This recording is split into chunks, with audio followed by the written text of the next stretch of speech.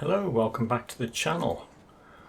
Well, I was playing about with an idea I had for a multiplayer character using dual Boneblades to buff Bloody Pox. I created a softcore character to try it out because I'm nothing if not cautious and paranoid. These things drop quite frequently in Mountain Deeps, which is a level 20-ish area. They're level 24. Can't dual wield them until 25 because you need the level 25 relic to allow dual wielding on a character that doesn't naturally dual wield. You can see how they buff Bloody Pox quite considerably. And what I found out was there's so you need a Blade Swarm talisman. What I found out was that's the damage they do to undead. Now undead generally don't take a lot of bleed damage, so it's the vitality damage that's causing these things to explode, which is lovely. It all seemed great until I found some enemies that die so quickly from the powered up Bloody Pox that only one of them in a group will die, and the rest of them they die before they pass it on, they die before they can spread it. You can see it with these bees that live down here in this area. I walked in and I thought, this isn't affecting them, but what's happening is it's one-shotting them. So whichever one it hits, it one-shots him before he gets a chance to pass it on to the others. So I thought, okay, I'll ditch one of the swords and I'll swap it for a shield to reduce the vitality damage. And it's still killing them too quickly, which is wonderful. Because one thing you don't want to complain about is doing too much damage.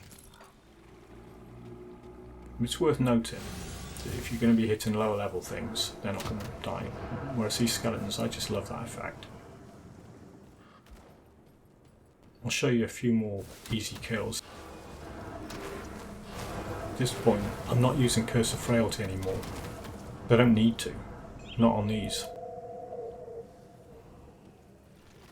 You can see there's no Curse of Frailty above their heads. It's just Bloody Pox infecting them and blowing them up.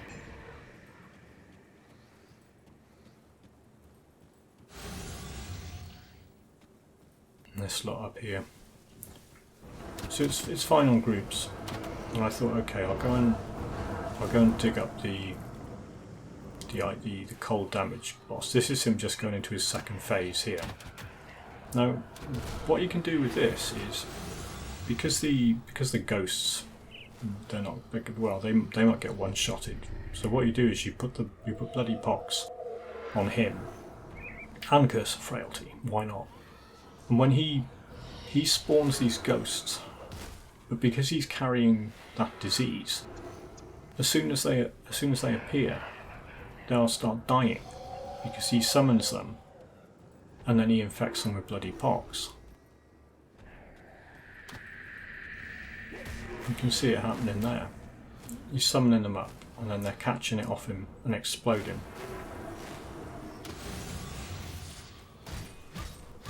See, melee damage, this character's not great. I mean, one option I've got would be to put Nightblade on as a second mastery and go with I think it's called Phantasmal Blades, because they got a node on there that converts their damage to vitality. Okay, so what I've done here, using the merit obviously, I'm not even level 30 yet. These things are like high level 40s, and Valexteria I think is level 50 when she appears. So this is quite a good example of how Bloody Pox and Wasted, they've only got 1 point in, and they get 4 extra points from the swords and they get 1 extra point from the low cast set. But they're essentially 1 point skills.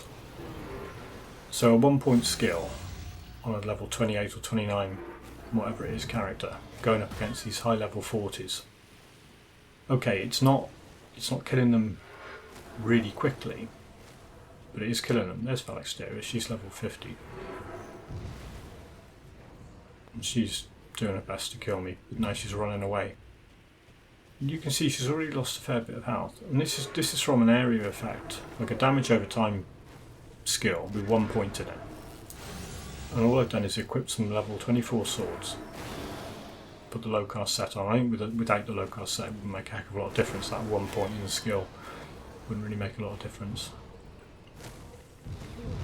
I fast forwarded it a bit here because this does go on for a while. She's down to about 2% health.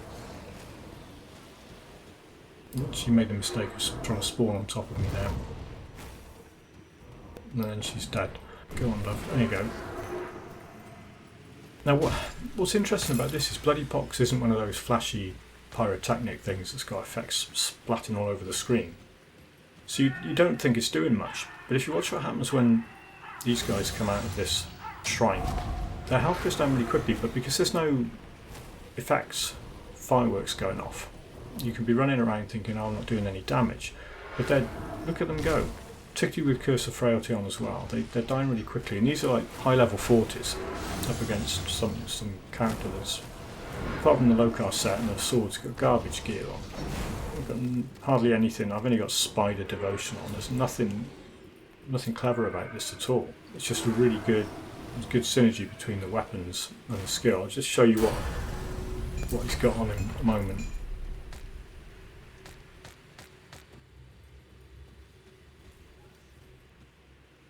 Low cast set.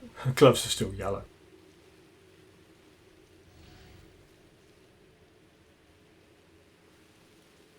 So yeah, that's giving me the dual-wielded belt's rubbish. Trousers don't do an awful lot, but it's these swords. That's the key. You get 2 of them and you're laughing. And when I went into Mountain Deeps, I went in there. I did like a partial run, and I got 4 of them drop, and 3 of them were decaying Boneblades of decay. Seems like the prefix and suffix, the vitality prefix and suffix, spawn frequently. There you go.